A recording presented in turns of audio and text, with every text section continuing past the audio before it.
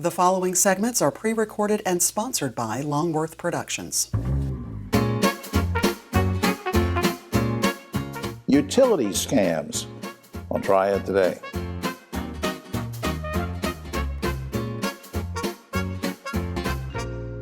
Hello everyone, I'm Jim Longworth and welcome to another edition of Triad Today, coming to you once again from the beautiful Senior Botanical Garden in Kernersville. We'll tell you more about them later on, and later on is when the roundtable shows up. We'll get into all sorts of controversies with them, so stay tuned. I hope you will do that. Hey, between now and then though, some great guests and important information coming your way, including the discussion about lung cancer screenings and all sorts of things. But we want to start with this, utility scams. I couldn't believe it when my special guest here, good friend, Hank Henning, sent me the email and said this is what he wants to talk about. I had no idea. Hank Henning, Manager, Government and Community Relations for Duke Energy. Good to see you again, my friend. Thanks for having me. All right, so November 15th, you told me, is National Utility Scam Awareness Days. How prevalent are utility scams? Well, just like a lot of scams going on out there, it's getting more and more prevalent, especially in the utility industry. The amount of scams taking place has absolutely skyrocketed the last couple of years. And fortunately, only about 1% of our customers fall for it, but it's still too many. And so Duke Energy is part of a 150 utility consortium called United Utilities Against Scams. It's a nationwide effort where we share information to learn about the latest attempts that are being made across the country. Because nothing's more important to us than protecting our customers' vital personal financial records, in addition to providing reliable and affordable power, of course. Well, I'm going to go by your research again, with an email you sent me the other day, and I'm going to list 4 things and have you comment on each of them, because these are apparently the scams, that some of them that can happen. Sure. First one is disconnection threats. Yeah, so what occurs is one of our customers, he or she will get a phone call, and the person on the other end of the line will say, we're coming to cut off your power unless you pay your bill in this amount. Give us your credit card or bank information. Holy mackerel. Yeah. All right. Now, you also said a promise to mail refund checks. Yeah, so that's kind of the good news side that they pretend to do, where they'll call up and say, we have a refund check for you. We can deposit it directly into your bank account. Can you give us your banking information? All right. Now, this one, links to fake web pages.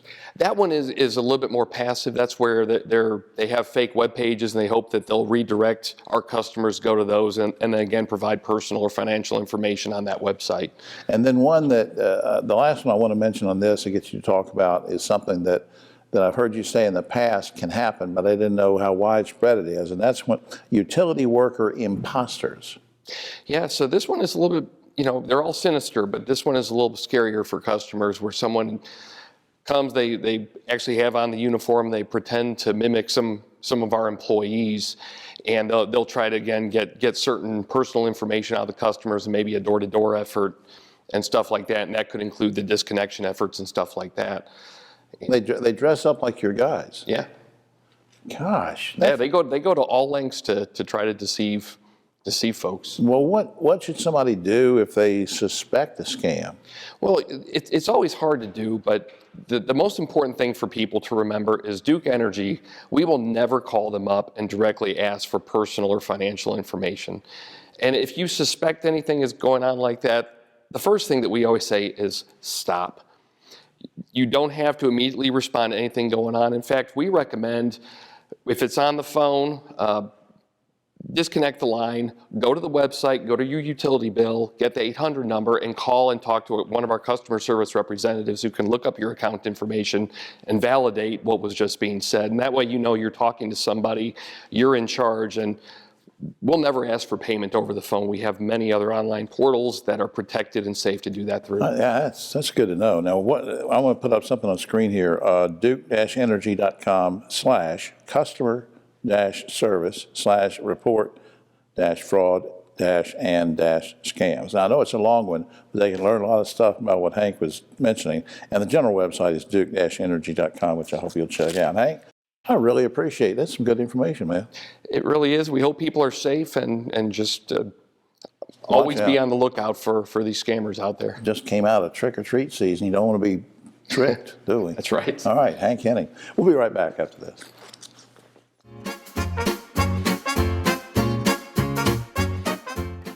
Everyone could use a little help with their bills, especially these days. At Duke Energy, we're offering easy ways to help keep your energy bills more manageable. With programs that allow you to pay the same amount each month or pay in installments over several months. Plus, special financial assistance from the Share the Light Fund for those facing hardships. We're Duke Energy, and we're here to help you. Need help buying food? Everyone needs help sometimes. Food Nutrition Services may be able to help you buy food and free up your money for other expenses, such as utilities and medicine. To receive F&S assistance, households must meet income limits. You may be able to get assistance even if you own a home, car, land, property, or have a retirement plan or money in the bank. Second Harvest Food Bank of Northwest North Carolina team members can help you with the application process over the phone. To receive help or if you have any questions, call 336-422-7758. Hi, I'm Jim Longworth, reminding you that Triad Today is now streaming on WFMY Plus, available free on Roku and Amazon Fire TV.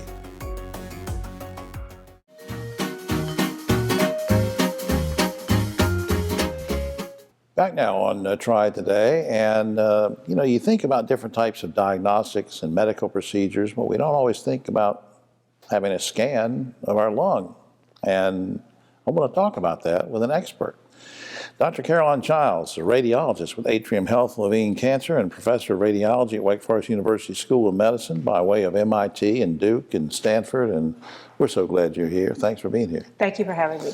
So how prevalent is lung cancer in America? Let's start there. It's very common. 1 in 16 people will be diagnosed with lung cancer in their lifetime. So we see it very often. Well, now, how many patients usually come through? I don't have to hold you to an exact number, but how many patients usually come through for treatment at Levine Cancer each year, and how many locations would they go to? I mean, give me sort of an idea of the scope. So at Wake Forest, where Levine Cancer Center is a National Cancer Institute accredited comprehensive cancer center. So we're a catch for patients throughout Western North Carolina, parts of Virginia, West Virginia, will be referred into us. So we see more than just what we would normally see in Winston-Salem. So we have a lot of patients. I didn't mean to interrupt you, but what can I do to, or what can anybody do to lower their risk of getting lung cancer? So the most common risk factor for lung cancer is cigarette smoking. So the best thing to lower your risk is to never smoke. If you are never smoked before, please don't start. It's a terrible, terrible habit to have. If you are a cigarette smoker, then we have ways to help you quit. Some people are able to quit on their own, and others need assistance. We have 3 interventions that have shown to be very effective in helping people quit smoking. And one of those is nicotine replacement therapy. You've seen patches or gum that people can take to replace the nicotine from cigarettes. Also, counseling can help. This could be individual counseling or group counseling as part of a smoking cessation program. Right. And then lastly, we have medications that will help people. Some people can quit on their own. Some people need one intervention. Some people need all 3, but we know we can help you. So to find out more about these resources, you can call a toll-free number, 1-800-QUIT-NOW, and they will help you find what's available for you. Now, who should be screened? I mean, you don't just walk into the diagnostic center and say, hey, I think I'd like to have a lung screen. I mean, who should do this? So this is, the eligibility criteria are people who are age 50 through 80. They've smoked at least 20 pack years. So the way to calculate pack years is multiply how many packs of cigarettes you smoke per day times the number of years you smoke. For example, if someone has smoked a pack a day for 20 years, that would be 20 pack years. If they've smoked half a pack a day for 40 years, that's 20 pack years. We need someone to have smoked at least 20 pack years. If they have quit smoking and they've quit within the last 15 years, they're still eligible for screening. I know it sounds like a dumb question, but why are these screenings so important? With screening, we can find lung cancer at the earliest stage, stage 1. And when we find lung cancer at an early stage, the likelihood of the patient being alive in 5 years, what we call our 5-year survival, Right. is very high, over 90%. That's totally changing our perception of what lung cancer as a disease is. That's good information, Doc. I appreciate that. I want to put something up on screen here, wakehealth.edu/lung-screen, or you can call 713-LUNG to set this up. And I hope you'll come back sometime because you have an interesting personal history, and I want to find out why you went into medicine, those kind of things. Will you come back sometime? I sure will. All right. We'll be right back after this.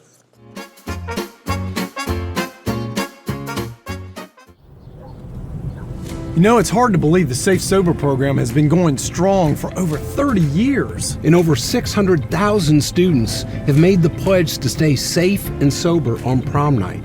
You know, Griff, it's had a huge impact on our community.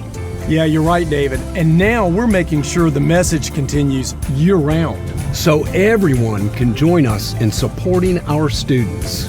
Learn more and take the pledge at safesober.com, sponsored by Daggett Schuler.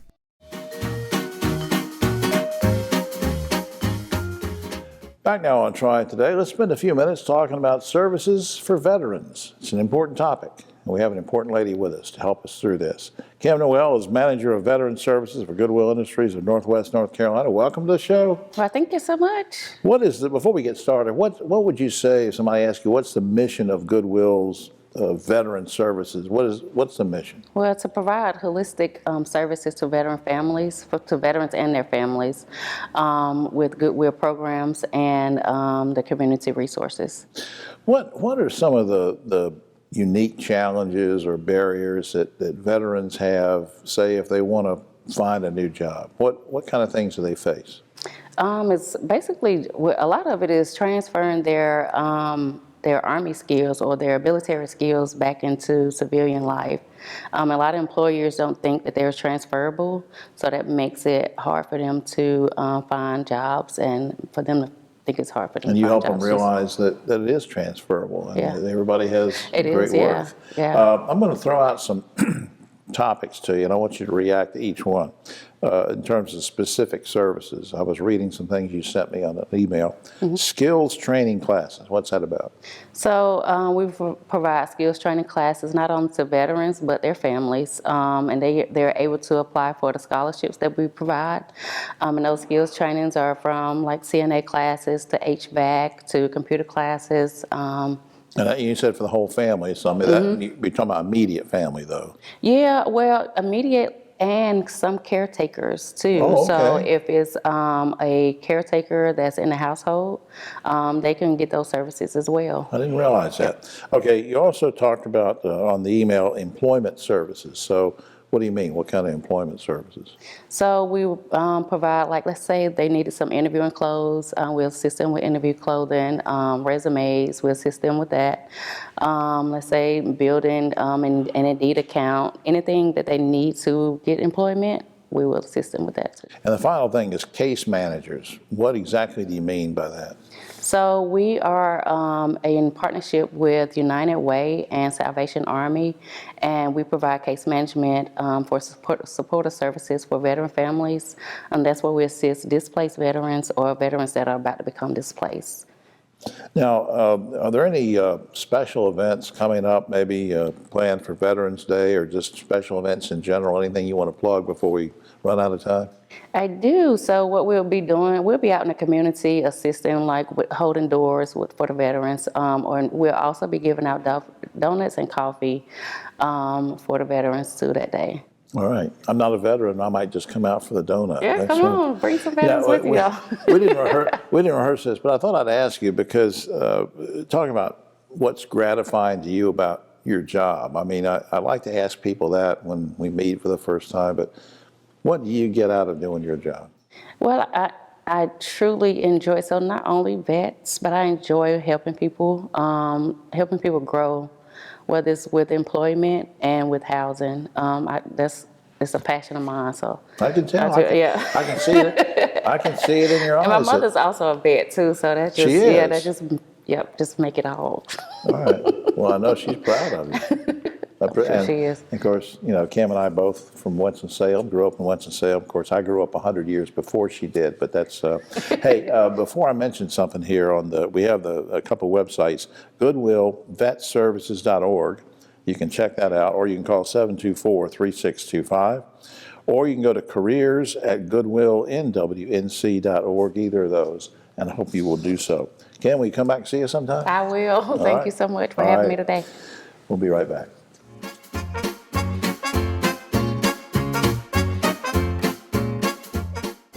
Are you looking to jumpstart your future in the fast-paced, rapidly growing food industry?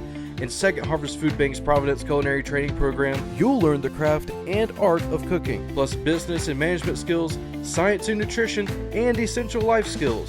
Providence Culinary Training has helped hundreds of individuals just like you launch successful culinary careers. There's no reason to wait to turn your passion for food into an exciting career. Check out the upcoming class schedule on our website at providencews.org.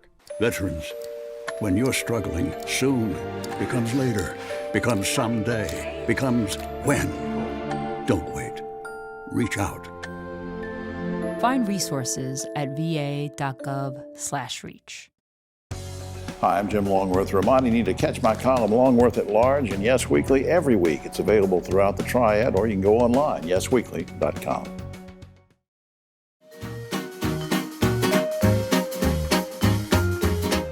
Back now on Triad Today, and I've been threatening for some time to build an airstrip here at the Botanical Garden because Kevin Baker shows up occasionally, and he believes in flying, but mainly from PTI. With us right now, Kevin Baker, Executive Director of Piedmont Triad International Airport. Good to see you again, sir. You too, Jim. Good morning. A couple of things I want to get to in terms of access around the airport. Before that, bring me up to speed on any new tenants or announcements or anything you want to mention.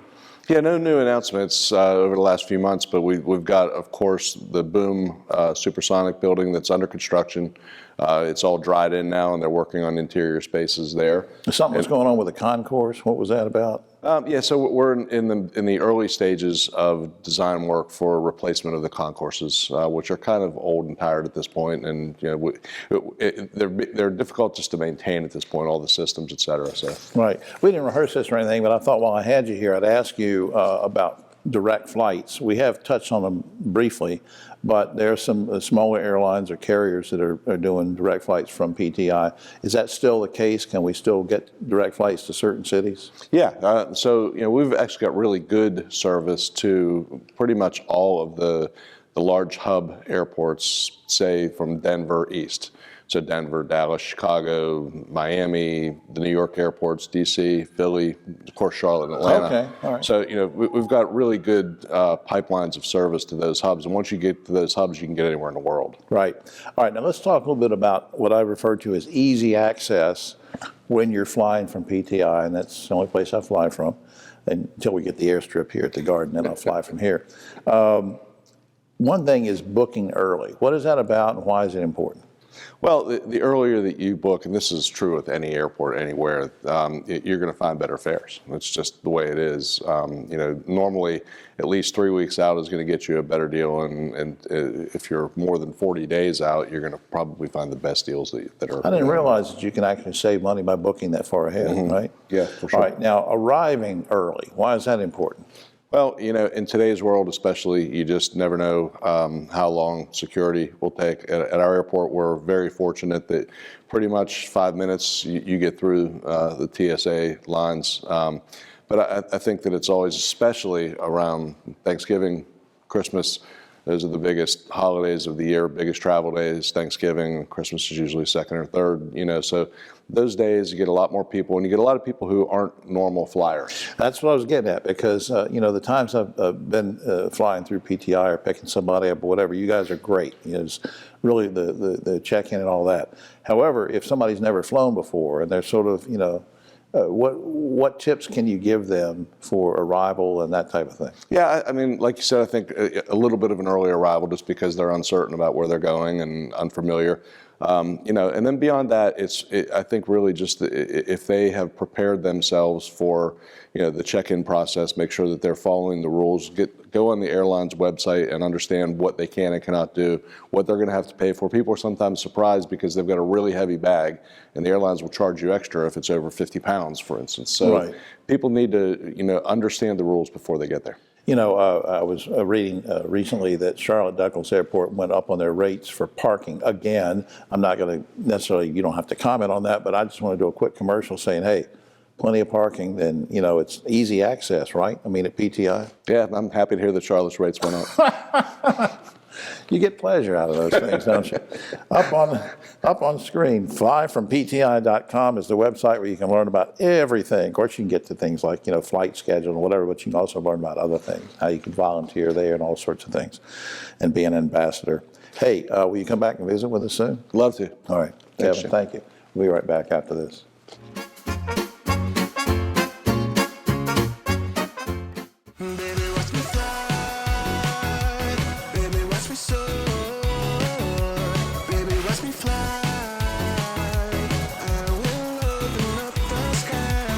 Fly local, fly easy, fly PTI.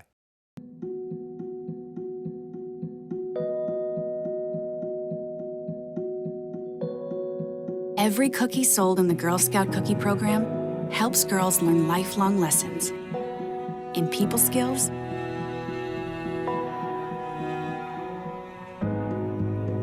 decision making,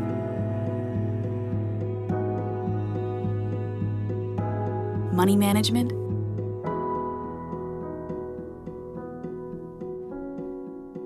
goal setting, and business ethics.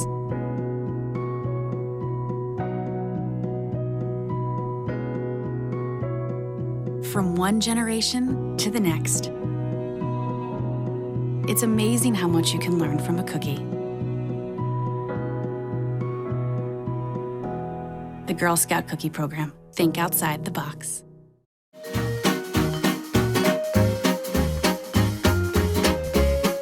Back now on Triad Today, just about time for the roundtable, but a quick shout out to the good folks here, Adrian and everybody at the Senior Botanical Garden. It's a great place to come. Come out and visit the garden all weather time. Come out any time of the year, just like we're here any time of the year. We're here right now.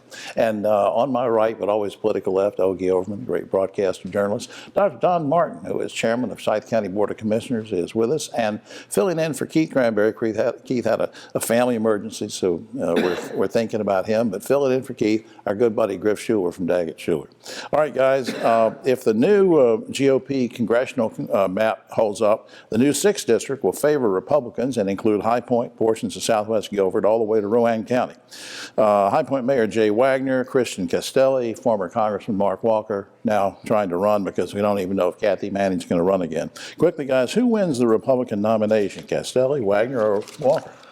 Before I answer, is anybody challenging these redistricting, gerrymandering? The ACLU or anybody? Common Cause is going to, they've got a thing filed, but the way the courts are aligned, it's not likely that they'll be overturned. So who do you think? Well, I mean, it's Mark Walker's for the taking right now, unless somebody else jumps in. I don't know who that would be. Don Martin. It may be closer between, Mark Walker's got the name recognition. Castelli has got, he has pretty solid endorsements, and I just don't think he has the money or the name recognition. Griff. You would think Walker has the big advantage. He's done the job before, and he's got good name recognition, so he's probably front runner. Okay. A Guilford County minority business group recently hosted something called the Triad Black Farmers Market. It was a really neat event. But now, do you consider this a fitting celebration of black farmers, or is it promoting segregation? Ogie. No, I think it's perfectly fine. I mean, it's celebrating the achievements of black farmers. I mean, what's wrong with that? Don. I think it's a celebration. It's great. If it was going to be a regular thing, I think you'd kind of have to, I'd raise some questions. What if you're a white farmer 3 blocks down the road, you'd like to be there? Can you also be at that farmer's market? But I think a celebration is great. All right, Griff. Sounded like a great event. The organizers did a great job of putting the spotlight on African American farmers across the state, and it sounds like it also was good for the local economy. So it sounds like it was well done. Yeah, it's a win-win then. Yes. All right, a restaurant in North Georgia is now charging parents a fee of $50 if their child is unruly. This is true. Are you okay with that? Would you like to see North Carolina restaurants do the same thing? Oh, no, Jim, I guess. You know, we talked about unruly kids on airplanes. I guess it is really irritating when you're trying to eat. $50 fee, Don. I think that's inappropriate. I think you basically talk to the family and say, and if it's really bad when they check out and say, you know, I really appreciate you not coming back. But the charging a surcharge, I think is, or whatever. That's kind of how I feel about Ogie. I appreciate you. Don't come back, Ogie. Man. Griff, what do you think? A $50 fee on the It seems a parent? bit ridiculous, and I don't think it's very good for business. It seems a bit odd to me. I mean, I can't imagine, parents with young kids wanting to go to that restaurant. Yeah, So. and you're an attorney. I mean, they could probably challenge that if they got slapped with a $50 fee, couldn't they? I think that it would be complicated. Griff is unruly himself. That's why he's hesitating. Yeah. Although instruction in cursive writing was hampered during the pandemic era of remote learning, an increasing number of states are once again requiring elementary students to learn cursive. Good idea or bad idea, Ogie? Great idea. How it could even be considered not teaching cursive writing was beyond me when it happened. I'm so glad they're bringing it back. Mr. Educator. You know, I used to get a lot of calls when I was superintendent. Why aren't you teaching? And I said, we've been teaching cursive writing for all the time. It's taught a little differently than you do your practicing at home. You don't sit and do all your over and over and over in class. I didn't know that. Let's learn how to do it. Now you go do that at home and I want to look at them. What do you think, Griff? Good idea to have I think cursive? it's a great idea, and interestingly, apparently there have been studies shown that cursive writing actually helps you develop your fine motor skills, and that's something that will benefit everybody. Could benefit you in your job in the future. Yeah, and as an attorney, you have clients, they have to sign documents. And Sure. You can't just print it with that. A number of public schools across the country are adopting a no phone policy where students' cell phones are kept locked up during the day. We've talked about this a little bit before, but now it's becoming more widespread. Would you like to see all the schools in North Carolina lock up those phones during the day, Ogie? I'm 100% in favor of that. Some kids, their phone is attached to their body. They might as well have Velcro on their hand. Yeah, that's right. Don, what do you think? Well, I actually think, I'm not in favor of them using it in classrooms at all. And most schools have that. The balance, I think, is you can have your phone, but you just can't use it in class. It's very hard to think about people checking their phone like you're walking into the saloon. Griff. I think it's a great idea, and it seems like a lot of schools have figured it out now, where you put it in a pouch ahead of time and things like that. And it appears as though the schools that have done it, they've indicated less disruption, and it works. And they're not as distracted, and it works. All right. Finally, a woman recently told AOL Insider that she and her new husband couldn't agree on a travel destination, so they spent their honeymoon in separate cities. Guys, if you were newly married, would you consider going on separate honeymoons, Ogie? I'd like to follow up on that couple about 10 years from now and see who they're married to now. You wouldn't do it. Don, what about you? Or maybe follow up in 2 weeks. Yeah. So what about you, Don? I think they maybe need to discuss whether they need to be married. Yeah. Griff, separate honeymoons? No, I mean, to me, that doesn't that kind of defeat the whole idea of a honeymoon? You're supposed to be together. I don't know. What are you supposed to do on a honeymoon? Well, that's all the time we have. Oh, except for, speaking of honeymoons, scientists at a museum in Berlin now say that sometimes female frogs will roll over and play dead rather than have sex with their mate. I'm not going to say anything else. We'll be back next week.